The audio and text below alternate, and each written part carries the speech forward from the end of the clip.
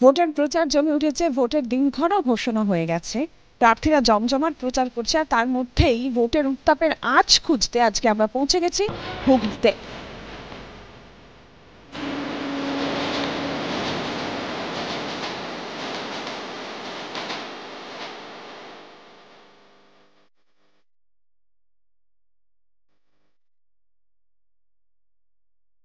চাটা তো বড্ড গরম, কিন্তু ভোটের উত্তাপ কেমন? দিনক্ষণ ঘোষণা হয়ে গেছে নির্বাচনের, প্রার্থীরা জমজমাট প্রচার শুরু করেছে, কিন্তু সেই উত্তাপ, লোকসভা নির্বাচনের উত্তাপ হুগলিতে ঠিক কতটা?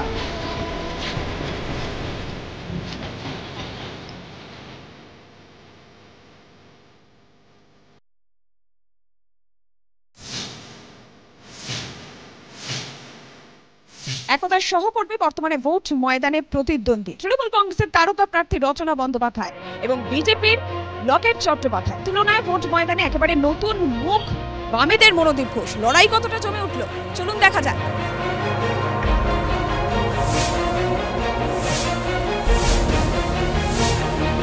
নমস্কার, জি 24 ঘন্টায় স্বাগত। নীলাঞ্জনা রয়েছে আপনাদের সঙ্গে। লোকসভা লোকাল নিয়ে আজকে আমি পৌঁছে গেছি হুগলি লোকসভা কেন্দ্রে। এখানকার সাধারণ মানুষের কথা শুনবো, রাজনৈতিক দলের প্রতিনিধিরা রয়েছেন, তাদের বক্তব্য শুনবো। 5 বছরে কি পেলেন তারা, আগামী 5 বছরের কি প্রত্যাশা, কি অভিযোগ তাদের রয়েছে, সমস্তটাই শুনবো। হুগলিতে একাধিক ইস্যু রয়েছে, তার মধ্যে কৃষি শিল্প, এই দুরবস্থা, বিশেষ করে আলু চাষি, তারা কতটা সুরাহার মধ্যে রয়েছেন, তারা কতটা ভালো রয়েছেন কিংবা খারাপ রয়েছেন, সেগুলো যেরকম শুনবো। ডানলপ কারখানা, এত বড় কারখানা, সেই কারখানা বন্ধ অবস্থায় পড়ে রয়েছে, তার প্রভাব কি ভোট বাক্সে পড়বে এখনো? এই সমস্ত বিষয় নিয়ে আলোচনা হবে, সাধারণ মানুষের বক্তব্য শুনবো। তবে তার আগে বিভিন্ন রাজনৈতিক দলের প্রতিনিধিরা রয়েছেন আমাদের সঙ্গে, তাদের সঙ্গে পরিচয় পর্বটা প্রথমে সারি। সুবীর নাগ, ভারতীয় জনতা পার্টির হুগলি লোকসভার convener. Shubhankar Das, CPM party. Joydev Adhikari, Hooghly জিন্সবাম মিউনিসিপ্যালিটির টিএমসি কংগ্রেসের councillor 13 number ward. Hooghly Lok Sabha কেন্দ্রে বিজেপির লকেট চট্টোপাধ্যায়, তিনি এখানকার সাংসদ। তৃণমূল কংগ্রেসের তরফ থেকে তারকা প্রার্থী রচনা বন্দ্যোপাধ্যায়, ভোটের ময়দানে যদিও নতুন মুখ, এবং সিপিএমেরও কিন্তু ভোটের ময়দানে নতুন মুখ মনোদীপ ঘোষ। আমি একটুখানি শাসক দল থেকেই শুরু করি, প্রথমে তৃণমূল কংগ্রেস থেকেই শুরু করি। রচনা বন্দ্যোপাধ্যায় আপনাদের তারকা প্রার্থী, কিন্তু নতুন মুখ, তার এগেনস্টে মনোদীপ ঘোষ রয়েছেন, লকেট চট্টোপাধ্যায় রয়েছেন। লড়াই কতটা হবে কি মনে হচ্ছে? লড়াই মূলত এক পেসে হবে, রচনা ব্যানার্জির ফেভারেই হবে। কেন, মূলত আমরা যেটা দেখে আসছি, 5 বছর হুগলি লোকসভা কেন্দ্রের যে জয়ী প্রার্থী ছিলেন, ওনাকে 5 বছর এখানে দেখা যায়নি। আপনারা জানবেন যে আমাদের হসপিটাল, চুচুড়া হসপিটাল, সদর হসপিটাল, সেখানে দীর্ঘদিনই একটা প্রথা চলতো। রোগী কল্যাণ সমিতির চেয়ারম্যান হতেন যিনি সাংসদ, তিনি।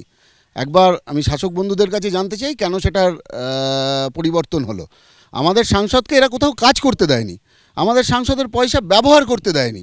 আপনারা লাস্ট এই টার্মের ডিসেম্বরে আমরা প্রায় 7.5 কোটি টাকা এমপি ল্যাডের বিভিন্ন কাজ করেছি। মনোদীপ ঘোষ ভোট ময়দানে নতুন মুখ, রচনা বন্দ্যোপাধ্যায়, লকেট চট্টোপাধ্যায়, লড়াই মনোদীপ ঘোষ কতটা দিতে পারবে? ভোট ময়দানে নতুন মুখ হতে পারে ভোটের নির্বাচনে, কিন্তু দীর্ঘ ছাত্র আন্দোলনের পর তার পরবর্তীকালে পার্টি সাংগঠনিক কাজ, হুগলি চুচুড়া শহর সহ গোটা জেলার মানুষরা তাকে চেনেন, এবং যে দুই শাসক দল আছে তাদের বিরুদ্ধে মানুষের যে ক্ষোভ, সেই ক্ষোভকে কাজে লাগিয়ে, বিশেষ করে শ্রমিক শ্রেণীর অংশের ক্ষোভ, সেটা আমরা আশাবাদী যে আমরা আমাদের পার্টির পক্ষে মানুষ নির্বাচনে ভোট দেবেন, মতামত দেবেন। সাংসদের যে তহবিল, সাংসদের যে টাকা উন্নয়নের খাতে, সেগুলো খরচ করতে দেওয়া হচ্ছে না, এই অভিযোগ সম্পূর্ণ মিথ্যা কথা। সাংসদের কাজ যেখানে যেখানে হয়েছে, কয়েকটা মাত্র মানে সোলারের লাইট লাগানো হয়েছে হুগলি চুচুড়া বিধানসভা কেন্দ্রে, বাকিটা একটা কিচ্ছু হয়নি। এখানে সাংসদ এর আগে যা কাজ করেছিল রত্না দেনাক, ওনার উন্নয়নগুলো এখনও পর্যন্ত স্পষ্ট রয়েছে। এবং হুগলি জেলার বিধায়ক অসিত মজুমদার যে নবরূপকার রূপে পরিচিত হয়েছে, এখানে সমস্ত রাস্তাঘাট থেকে আরম্ভ করে পার্ক, ড্রেন, সমস্ত জায়গায় কোনো মানুষের এখন হুগলি চুচুড়া মিউনিসিপ্যালিটি থেকে তরফ থেকে কোনো অসুবিধা নেই। একাধিক ইস্যু রয়েছে, সমস্ত বিষয় নিয়ে আলোচনা করব। কৃষি শিল্প কোনোটাই সেইভাবে হচ্ছে না। মাননীয় মুখ্যমন্ত্রী বলেছিলেন যদি ক্ষমতায় আসি লাথি মেরে ডানলপের কারখানার দরজা খুলে দেব, আজ অবধি খোলেনি। আমরা মাঝে মধ্যেই দেখেছি ওখানে পিকেট করে এই শাসক দলের বন্ধুরা ওখানে বসে থাকতেন, অনেক লম্বা চওড়া ভাষণ দিতেন, কিন্তু কোনোটাই হয়নি। শুধু তাই না, একটার পর একটা শিল্পাঞ্চল 80-র দশকে যে হুগলি নদীর তীরে এত শিল্পাঞ্চল ছিল সেগুলো সব বন্ধ। আর আমাদের যিনি প্রার্থী হয়েছেন রচনা দেবী, তিনি অনভিজ্ঞ একথা বলবার অপেক্ষা রাখে না। তিনি ঢোকবার সময় দেখেছেন চিমনি দিয়ে নাকি ধুয়ো বেরোচ্ছে। যে লোকসভার মধ্যে অধিকাংশ কলকারখানা বন্ধ, তিনি কোন চিমনির ধোঁয়া দেখলেন আমরা বুঝতে পারলাম না। আমরা তো বলেছি যে আমাদের পার্টির পক্ষ থেকে আমরা দীর্ঘ বছর ধরে আন্দোলন সংগ্রামের মধ্যে দিয়ে বলে 34 বছরে পশ্চিমবাংলা যা আমরা করে গেছি, তারপরে এই 12-13 বছরে একটাও কারখানা হুগলি জেলার মাটিতে হয়নি। সিঙ্গুর চেষ্টা করেছিলাম, সেখানে বাধা দিয়ে সংকীর্ণ রাজনীতিকে কার্যকরী করার জন্য সেই কারখানাটা বন্ধ করে দেওয়া হয়েছে। 34 বছর পশ্চিমবাংলার বুকে যত মিল কারখানা ছিল সমস্তটাই বামফ্রন্ট সরকার বন্ধ করে দিয়ে গেছিল। আর ডানলপের কথা হচ্ছে যে ডানলপ কারখানা বামফ্রন্টের আমলে বন্ধ হয়েছে, মমতা বন্ধ হয়েছে। আমাদের ভারতবর্ষে বলা হচ্ছে যে বাংলাতে আমাদের শিল্প করতে দেওয়া হয়নি। আপনারা হাইওয়ে দুধারে চলে যান, দেখবেন ক্ষুদ্র শিল্প এখন বিশ্বের দরবারে নাম করছে যে আমাদের বাংলাতে কত কত ক্ষুদ্র শিল্প। বাম আমলে বন্ধ হয়েছে শিল্প কারখানা। এটা দীর্ঘদিনের শাসক দলের অভিযোগ, কিন্তু তারা 12-13 বছরে একটাও ছবি দেখাতে পারবেন না যে মমতা ব্যানার্জি নতুন একটা কারখানা খুলেছে যেখান দিয়ে চিমনির ধোঁয়া বেরোচ্ছে। সংসদ ভবনে সব থেকে বেশি উপস্থিতি যদি দেখেন বিগত বছরে সেটা সংসদে রয়েছে। ডিবেটে অংশগ্রহণ করা সবচেয়ে বেশি লকেট চট্টোপাধ্যায় রয়েছে। করোনার সময় খুঁজে পাওয়া যায়নি, করোনাতে দেখা যায়নি, আমফানে দেখা যায়নি। যদি মোদি চাকরির মিথ্যা প্রতিশ্রুতি দিয়ে থাকে, আজকে গুজরাটের দিকে তাকিয়ে দেখুন, পৃথিবীর বুকে সব থেকে বড় শিল্প সেখানে স্থাপন হয়েছে। কথা দিচ্ছি ভারতীয় জনতা পার্টি ক্ষমতা এলে 80-র দশকের মতো চিমনির ধোঁয়া প্রতিটা অঞ্চলে দেখা যাবে। রোজগার নরেন্দ্র মোদী দেবে। আজকে 9 বছর হলো 18 কোটি মানুষের, তাহলে কি বেরোজগারি চলে গেল? সেই মানুষের একটা তালিকা আপনারা দেখিয়ে দিন, আপনার রাজনীতি ময়দান ছেড়ে দেবো। উনি যে বলেছিলেন কালো টাকা ফিরিয়ে এনে 15 লক্ষ টাকা বাংলার সাধারণ মানুষের মধ্যে দেবেন এবং ভারতবর্ষের সাধারণ মানুষ, সেই টাকা কোথায় গেল? দিদি যা বলে তাই যায়। দিদি লক্ষ্মী ভান্ডার বলেছে, লক্ষ্মী ভান্ডার দিয়েছে, ওল্ড এজ পেনশন পাচ্ছে, কি কন্যাশ্রী, রূপশ্রী, বাংলার ঘরে ঘরে। আর একটা নতুন ভাওতা মোদিজি শুরু করলো, দেখুন 15 লক্ষ ভাওতা দিয়েছিল, এখন বলছে ইডিসিবিআই যে টাকাটা নিয়েছে, যেই ছায়াটা, সেটাও নাকি ফেরত দেবে। এটাও সাধারণ মানুষকে ভাওতা দিয়ে তাদের ভোট। সাধারণ মানুষকে ভাওতা বলছি, এই বাংলার মুখ্যমন্ত্রী মমতা বন্দ্যোপাধ্যায় এত অকৃতজ্ঞ আর ব্যর্থ। ও নিজের যে প্রজা তাদের কোনো চাকরির সংস্থান করতে পারেনি, শুধু কেন্দ্রের দিকে তাকিয়ে আছে।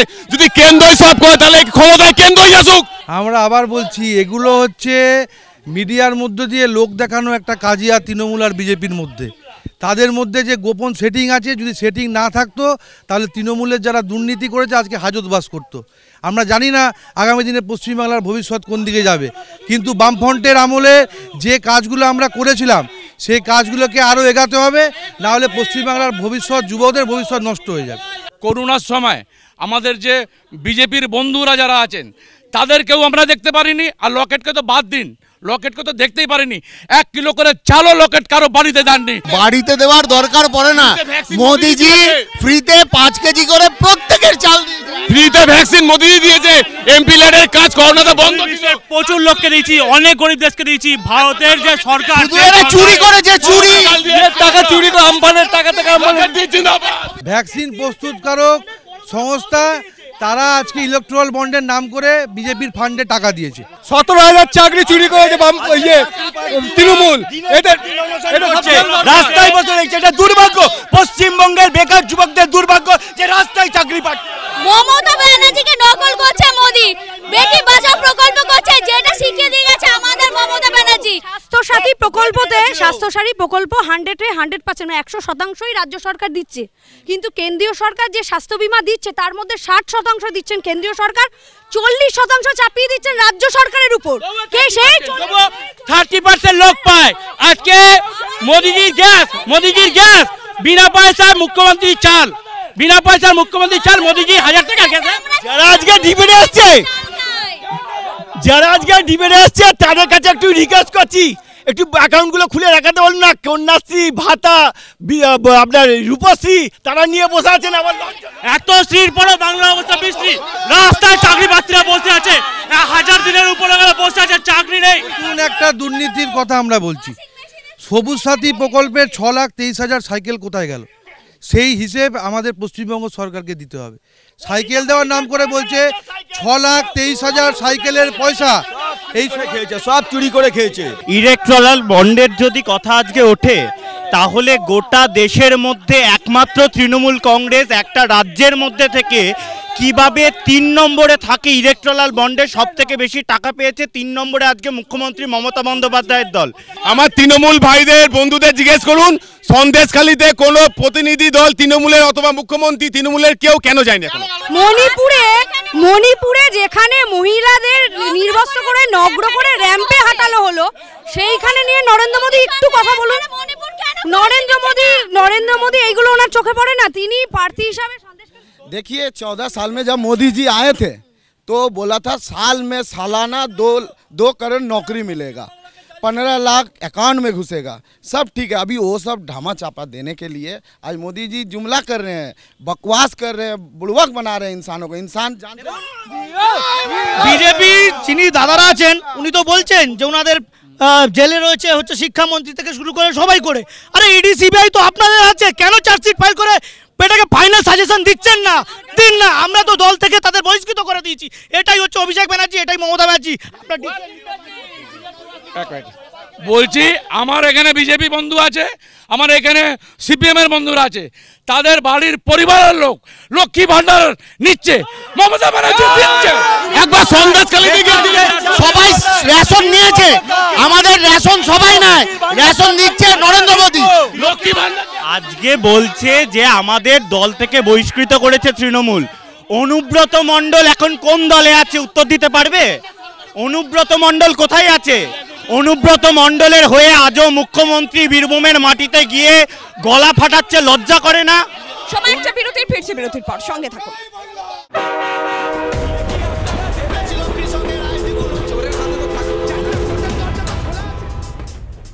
34 বছর মানুষকে ধোঁকা বানিয়েছে, কৃষকদের থেকে জমি নিয়েছে, আজকে সাইকেল পেয়েছে, ভাতা পেয়েছে। আজকে 13,000 কোটি টাকা দিয়ে রাম মন্দির তৈরি করলেন।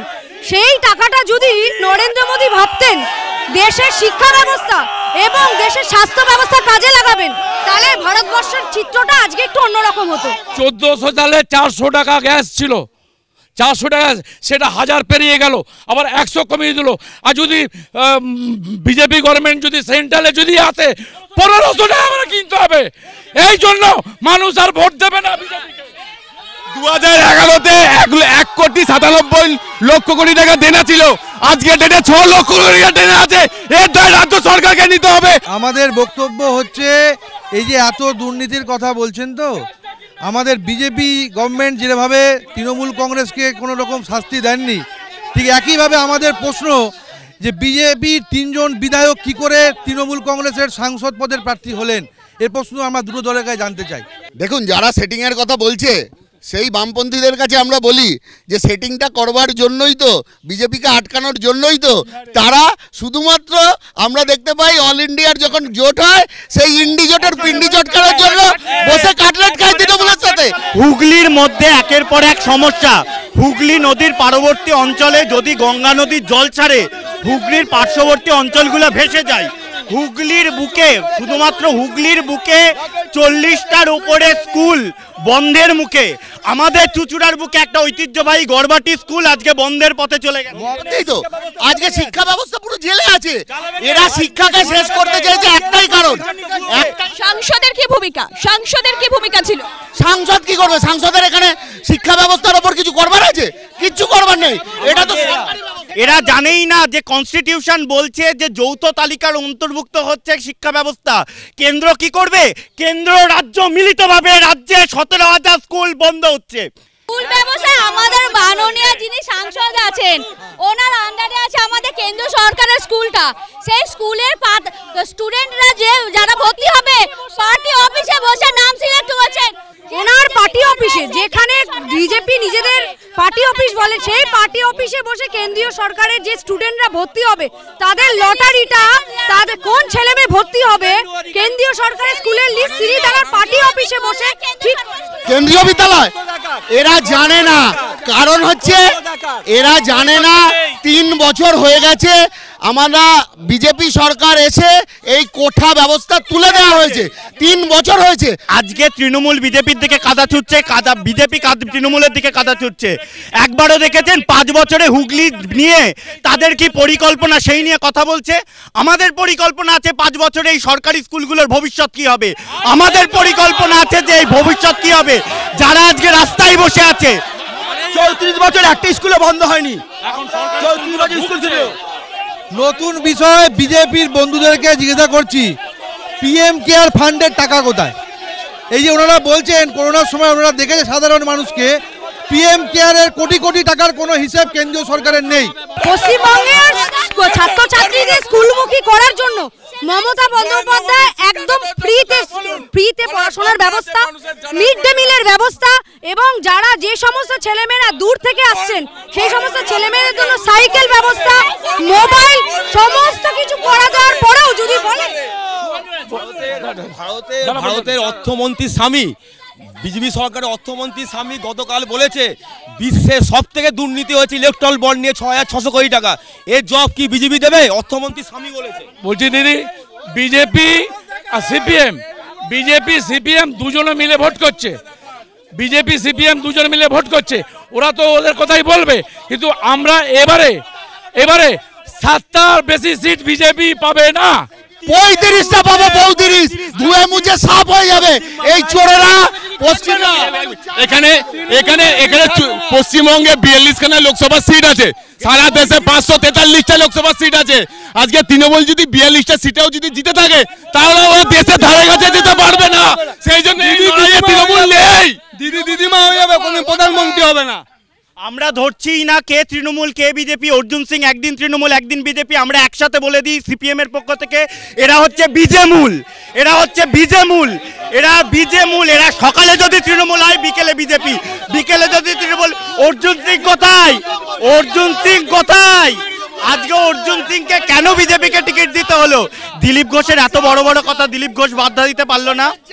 অর্থাৎ অভাব অভিযোগ রয়েছে, সেই ছবি আপনারা দেখতে পাচ্ছেন, একাধিক ইস্যু রয়েছে, কিন্তু সাধারণ মানুষ কি চায়, আগামী 5 বছরে তাদের কি প্রত্যাশা, কাকে তারা চায়, তার প্রতিফলন কিন্তু হবে ভোট বাক্সে। আমাদের নজর থাকবে সেদিকেই। লোকসভা লোকাল এখানেই শেষ করছি, আপনারাও দেখতে থাকুন জি 24 ঘন্টা।